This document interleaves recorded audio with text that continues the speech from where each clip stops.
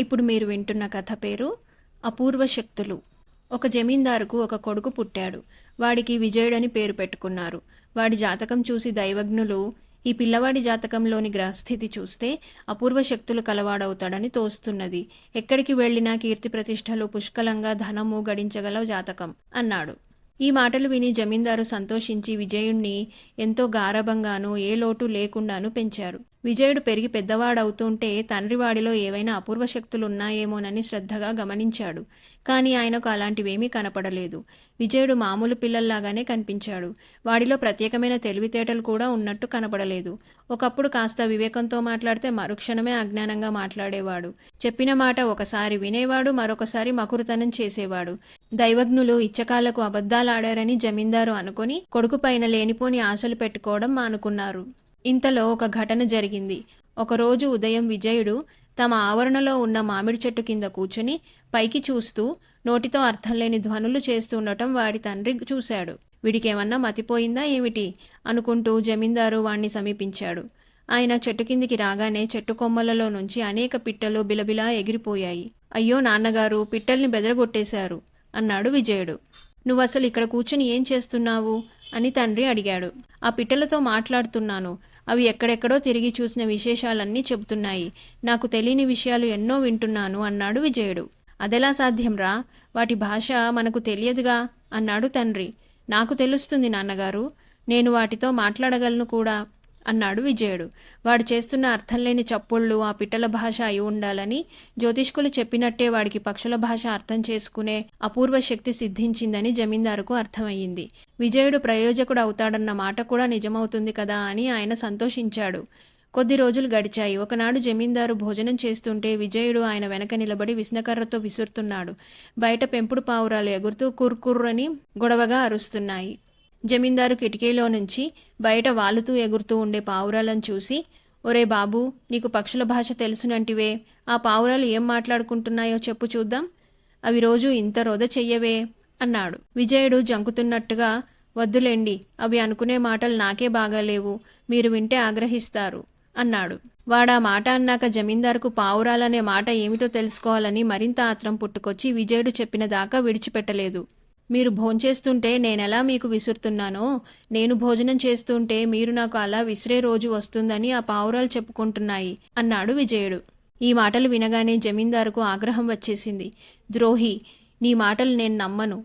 పావురాలేమన్నా కేరళ పక్షులా జోస్యం చెప్పటానికి? నీకే ద్రోహబుద్ధి కలిగింది. నేను బతికుండగానే జమీ అంతా కాజేసి నా చేత ఊడిగం చేయించుకుందాం అనుకుంటున్నావు. నా ఇల్లు విడిచి తక్షణం వెళ్ళిపో, మళ్ళీ నా కళ్ళపడకు అని జమీందారు వెర్రికేకలు పెట్టాడు. విజయుడు తండ్రికి మంచిగా చెప్పి చూశాడు.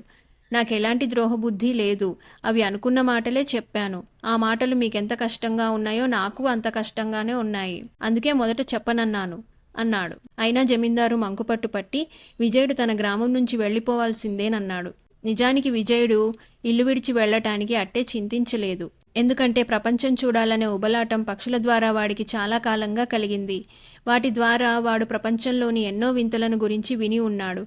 వాటిని ప్రత్యక్షంగా చూసే అవకాశం వాడికిప్పుడు దొరికింది. జమీందారు గారి గ్రామం సముద్ర తీరాన ఉన్నది.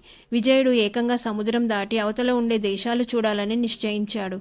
అదృష్టవశాత్తు సముద్రం మీద ప్రయాణమైపోతున్న ఓడ ఒకటి వాడికి తటస్థపడింది. వాడు దానిలో ఎక్కి ప్రయాణమయ్యాడు. ఆ ఓడ విజయుణ్ణి తిన్నగా సింహళానికి చేర్చింది. ఓడ దిగివాడు కాలినడకన ప్రయాణం సాగించాడు. పోగా పోగా వాడికి ఒక రమ్యమైన పూల తోట, దాని అవతల ఎత్తైన చెట్లుగల తోపు, వాటికి ఎగువగా బంగారు పూత పూసిన కలశాలతో అలంకరించి ఉన్న మేడల శిఖరాలు కనిపించాయి. అదేదో రాజభవనం అయి ఉండాలి అనుకుంటూ విజయుడు పూలతోట మీదుగా తోపు ప్రవేశించాడు. ఎవరో చెట్లు కొడుతున్న చప్పుడు వాడికి వినవచ్చింది. ఈ చప్పుడుతో పాటు వాడికి మరొక ధ్వని కూడా వినవచ్చింది. రాజభవనానికి ఎగువగా ఆకాశంలో కొన్ని లక్షల పిచ్చుకలు కిచకిచలాడుతూ ఎగురుతూ ఉండటం కనిపించింది. రాజభవనం సమీపిస్తున్న కొద్దీ ఆ పిచ్చుకల రొద దుర్భరమయ్యింది. విజయుడు ఈ వింత చూసి ఆశ్చర్యపడుతూ తన చెవులను చేతులతో గట్టిగా మూసుకొని ముందుకు సాగాడు. రాజుగారి నౌకరు ఒకడు విజయుణ్ణి చూసి, బాబూ, కాసేపటికే తమరు చెవులు మూసుకున్నారే, రాత్రింబగళ్ళు ఈ రొదతో మేము చచ్చిపోతున్నాము. బయట ఎన్ని పిచ్చుకలున్నాయో అన్ని పిచ్చుకలు రాజభవనం లోపల ఉన్నాయి. వాటిని ఎలా వదిలించుకోవాలో తెలియక మా రాజుగారి మతిపోతున్నది అన్నాడు. ఆ పిచ్చుకల బెడద వదిలించటం తన వల్లనే కావచ్చునని విజయుడికి తోచింది. వాడు రాజుగారి నౌకరుతో, నన్నొక్కసారి మీ రాజుగారి దగ్గరికి తీసుకుపోతావా ఏమిటి అన్నాడు. నౌకరు విజయుణ్ణి రాజభవనంలోకి తీసుకుపోయాడు.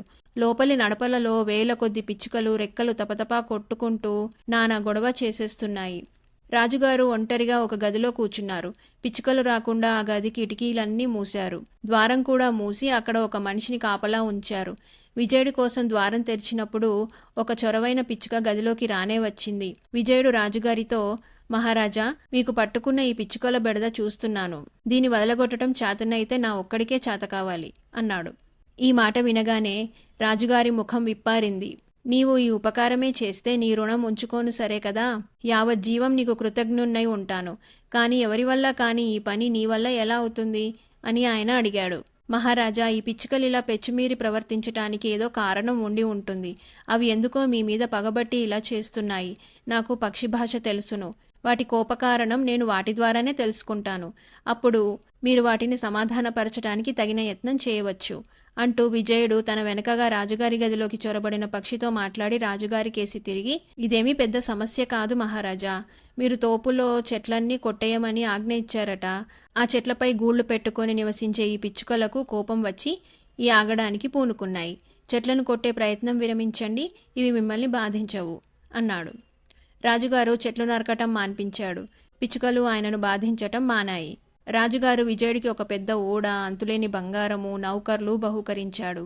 ఆ ఓడలో ప్రయాణిస్తూ విజయుడు అనేక రాజుల వద్దకు వెళ్ళాడు. పక్షుల మూలంగా ఎవరికీ తెలియని లోకవార్తలు అతనికి తెలియటం వల్ల అతను వెళ్లిన చోటనల్లా గొప్ప గౌరవం లభించింది. సన్మానాలు దొరికాయి. ఈ విధంగా 10 ఏళ్ల కాలం దేశాటన చేసి విజయుడు ఏ వర్తకులు సంపాదించనంత సంపద సంపాదించాడు. చివరకు అతనికి ఇంటిపై గాలి మళ్ళింది. అతను తన ఓడలో స్వదేశానికి తిరిగి వచ్చి తన గ్రామానికి సమీపంగా రేవులో లంగరు దించాడు. ఎవరో మహాధనికుడైన వర్తకుడు తమ రేవులో దిగాడని జమీందారుకు తెలిసింది. ఆ మహావ్యక్తి తన కొడుకేనని తెలియక జమీందారు స్వయంగా వచ్చి విజయుణ్ణి తన ఇంటికి విందుకు పిలిచాడు. అతని బంధువర్గం అంతా విందు భోజనానికి కూర్చున్నారు. అంత చిన్నతనంలోనే అంత ధనము, అంత లోకజ్ఞానము, వివేకము సంపాదించిన తన అతిథిపై జమీందారుకు ఎక్కడలేని గౌరవము ఏర్పడింది. ఆయన విసనకర్ర తీసుకొని తన అతిథికి విసరసాగాడు. అది చూడగానే విజయుడు పక్కున నవ్వాడు. జమీందారు అతన్ని ఆశ్చర్యంతో చూసి, ఎందుకు నవ్వుతున్నారు అని అడిగాడు. నన్ను గుర్తుపట్టనే లేదా నాన్నగారు? ఆ రోజు పావురాలన్న మాటలు ఎలా నిజమయ్యాయో చూశారా? నేను విజయుణ్ణి అన్నాడు విజయుడు. జమీందారు తన కొడుకు ఇంత వాడైనందుకు, తిరిగి తన వద్దకు వచ్చినందుకు పరమానందం చెంది అతన్ని కౌగిలించుకొని ఆనంద బాష్పాలు రాల్చాడు. విజయుడి రాకకు బంధువర్గం అంతా సంతోషించింది. విజయుడు వివాహం చేసుకొని తండ్రి ఇంటనే సుఖంగా ఉన్నాడు.